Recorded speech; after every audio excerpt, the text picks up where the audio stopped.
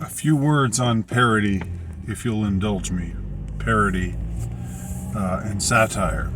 How those two differ from one another, they must differ in some way, but I'm not sure what that is. So I'm just going to group them together for my purposes today. A few interesting things about writing parody and satire, or reading parody and satire. First of all, probably the most famous instance of satire is Jonathan Swift's A Modest Proposal. And having taught that famous bit of literature a few times, it always struck me as crazy how a lot of students didn't get it, how a lot of students really thought that he was being serious, that he was being straight, that it was meant to be read as an actual proposal. But then again, so did a lot of people at the time. So if you haven't read it, I'm not going to give it away. It's fantastic. It's hilarious.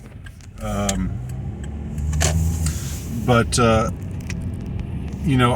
I don't think that these people in my class who didn't get it, I don't think they're stupid.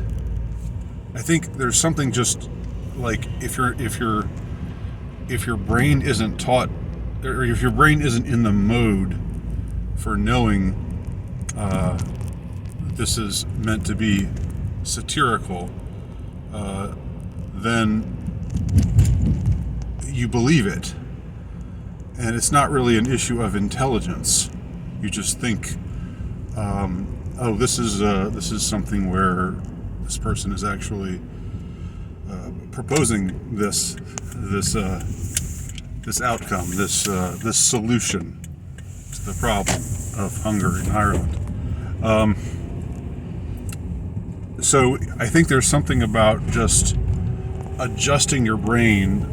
Maybe some people, when they approach what they think is literature, or what is literature, but what they think of as in a negative sense as literature, that it's supposed to be serious, and that it's supposed to be,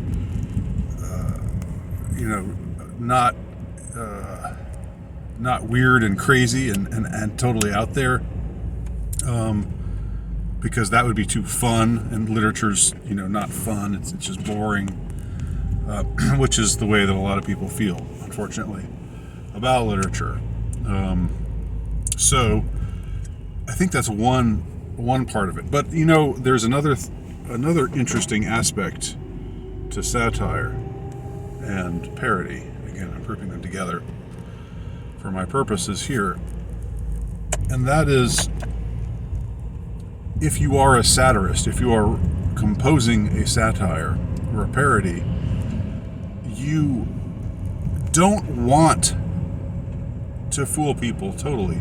You want to fool people a little bit, but in order for satire to achieve what it is meant to achieve, people have to understand that you're not being straight, that what you're reporting on isn't really real, or what you're proposing, modestly, a modest proposal to solve some terrible problem or crisis in the world, isn't really real, because it's only when the reader understands that what you're saying isn't really real, then that's when the reader asks himself, what is he trying to say? What is he pointing out in this satire?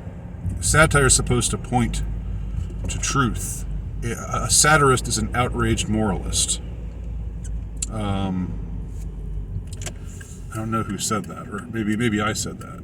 I just did say it, but maybe I said it first. I don't know. I doubt it, though. But I'll claim it anyway. A satirist is an outraged moralist. A moralist would just come on and say, it's terrible how inhumanly they're treating the Irish right now in the midst of the starvation and famine and poverty. While we the wealthy, live in our own sheltered seclusion away from them, and basically, treat them as if they're subhuman, as if they're less than us, as if we don't all share the same, as if we aren't all of the same species, as if we weren't all created in God's image and likeness. So the point of satire is to get people to laugh, yes, and to say, whoa, in the case of something like, satire is supposed to be outrageous. It's best if it's outrageous, but it's also best if it's like, if there's something dry about it. So you're as a satirist, you're dryly presenting in what seems like factual tones, something that is outrageous and unbelievable and truly out there. But what are you really showing? You're exposing something to the world. You're exposing some evil or some folly to the world, but you're exposing it in a much more interesting way than just saying, here's this person saying, here are these terrible things that people, the terrible attitudes that people have, about this, that, or the other thing. Here's this awful, powerful politician who wants to do this awful, terrible thing or things. Isn't he awful? Where's your outrage? Come on, people, where's your outrage?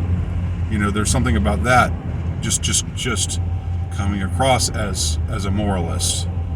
Now, I'm not against morality, of course, and as I already said, a satirist is an outraged moralist, but there's something less effective and less interesting and less fun, really, if you want to put it that way, about just saying this person or these people or this attitude is awful. What's more interesting is to take something that's real, something that people are actually doing, or that a person might be. Maybe you might be writing a satire specifically with a person specifically in mind, or it might be about a whole ideology. But what's more interesting is to take that argument that they're actually making and just exaggerate it, but not by much, or put it in a context or a situation that is outrageous, but also at the same time you think to yourself, yeah, they're not far from being that way. They're not. That's pretty much what they are saying.